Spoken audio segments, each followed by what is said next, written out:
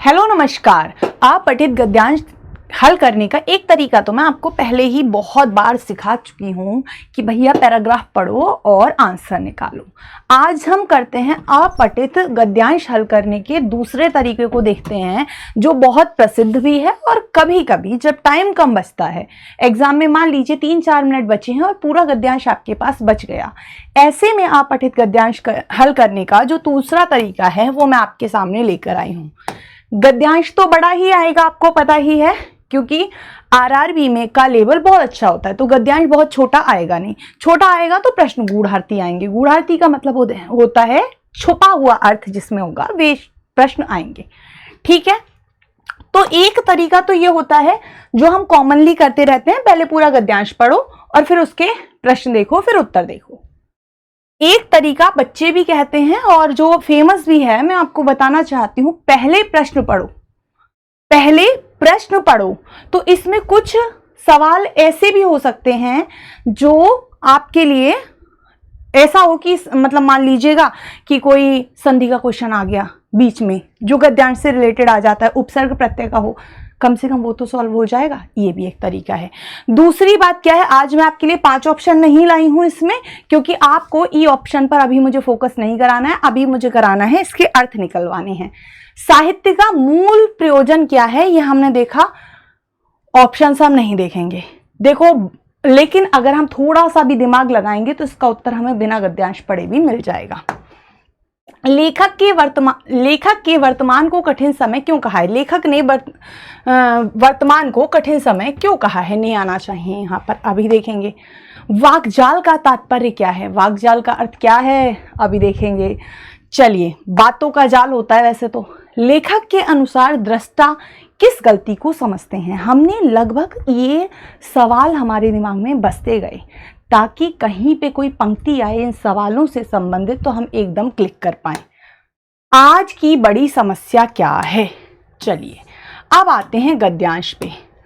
मैं साहित्य को, मैं मतलब लेखक कह रहे हैं ये बात, मैं साहित्य को मनुष्य की दृष्टि से देखने का क्या हूं, का पक्षपाती हूं। भैया जब मनुष्य है तो मनुष्य की दृष्टि से ही देखेंगे।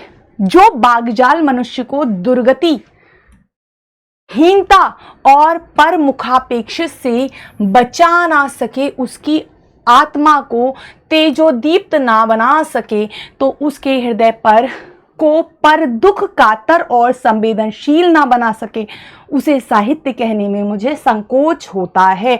एक तो ये शब्द आ गया। इन 3 पंक्तियों से हमें एक बात समझ में आई कि लेखक कहते हैं कि मैं साहित्य को मनुष्य की दृष्टि से देखना चाहता हूं। साहित्य वही अच्छा है जो उसे दुर्गति से बचाए, मतलब कुछ गलत कार्य वो करना चाह रहा हो उससे दूर करे, हीनता से बचाए, पर मुख उपेक्षिता से बचाए, मतलब दूसरे का मुख देखते रहो किसी कार्य करने के लिए, उससे बचाए, आत्मा को तेजोदीप्त करे, मतलब आत्मा को प्रज्वलित करे, आत्मा को अच्छे विचारों की ओर बढ़ाए, और उसके हृदय को पर दुख कातर, दूसरे के दुख पर कातर और संवेदनशील ना बना सके, संवेदना ना हो सके, उस साहित्य में मुझे साहित्य कहने में संकोच होता है। वाकजाल पूछा गया था, एक बार प्रश्न देखूं मैं, क्या प्रश्न था? वाकजाल का तात्पर्य है काल्पनिक बातें? नहीं।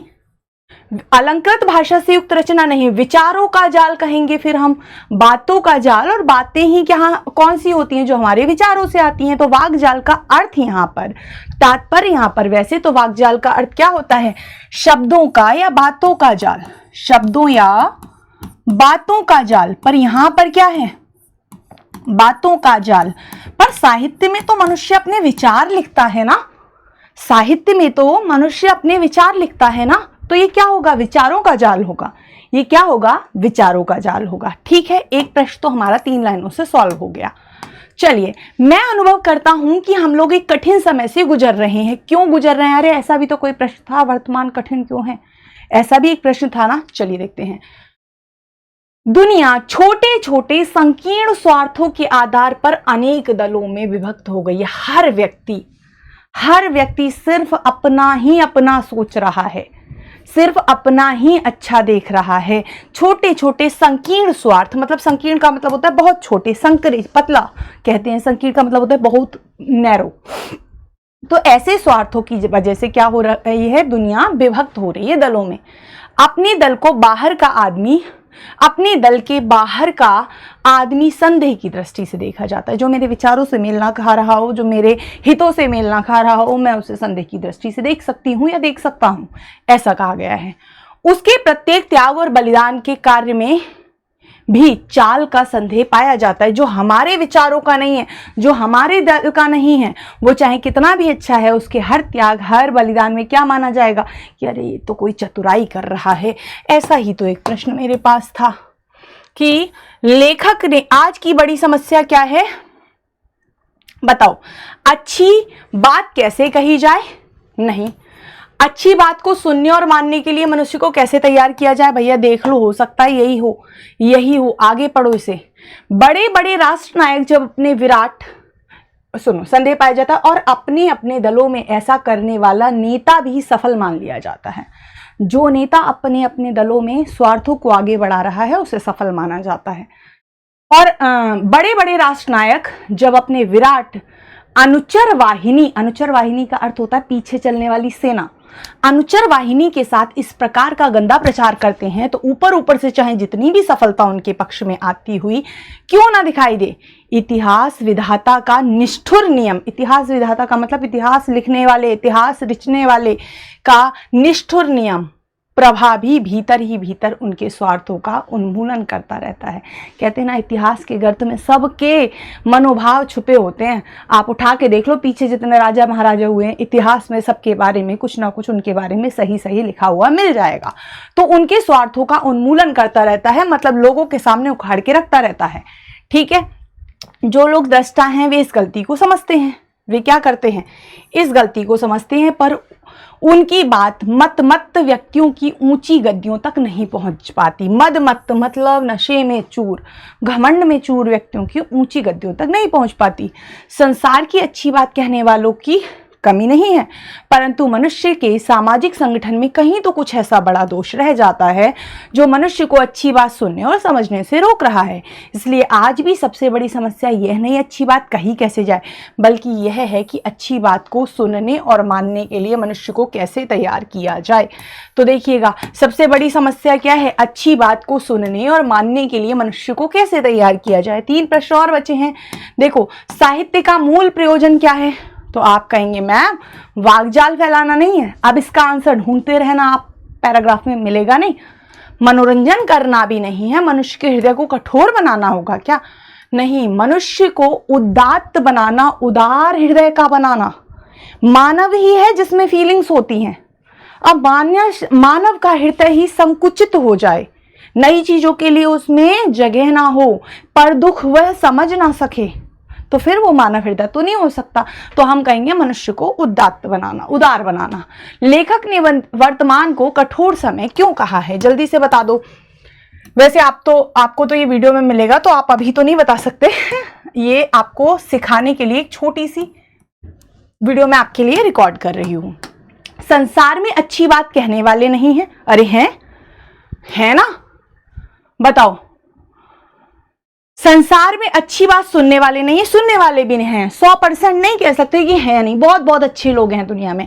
आज विरोधियों को संदेह की दृष्टि से देखा जाता है, ये तो फैक्टर है। लेकिन 4th देखो, संकीर्ण स्वार्थी ने मनुष्य को अंधा कर दिया है। संकीर्ण स्वार्थ ने मनुष्य को क्या किया है, अंधा कर दिया है। बस इतनी सी बात है। संकीर्ण स्वार्थ मतलब छोटे छोटे स्वार्थों ने क्या किया, अंधा कर दिया। ये ज्यादा अच्छा है, ये गलत नहीं है, पर ये ज्यादा ठीक है ना। संकीर्ण स्वार्थ ने मनुष्य को अंधा कर दिया, ये भी समझ गए आप। लेखक के अनुसार दृष्टा किस गलती को समझते हैं, देखो ये आया था यहां पर।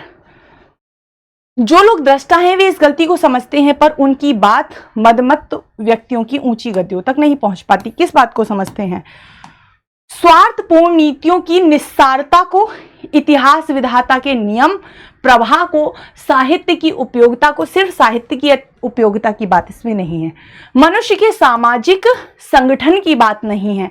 तो हम क्या कहेंगे, देखो कौन सी बात समझ रहे थे, कि इतिहास विधाता का निष्ठुर नियम प्रवाह ही भीतर उनके स्वार्थों का उन्मूलन करता है। देख लो अब इसका जवाब क्या होगा। फोर्थ क्वेश्चन को आप मतलब कमेंट बॉक्स में बता दीजिएगा, ए लगाओगे या बी लगाओगे, ए लगाओगे या बी लगाओगे, बताओ।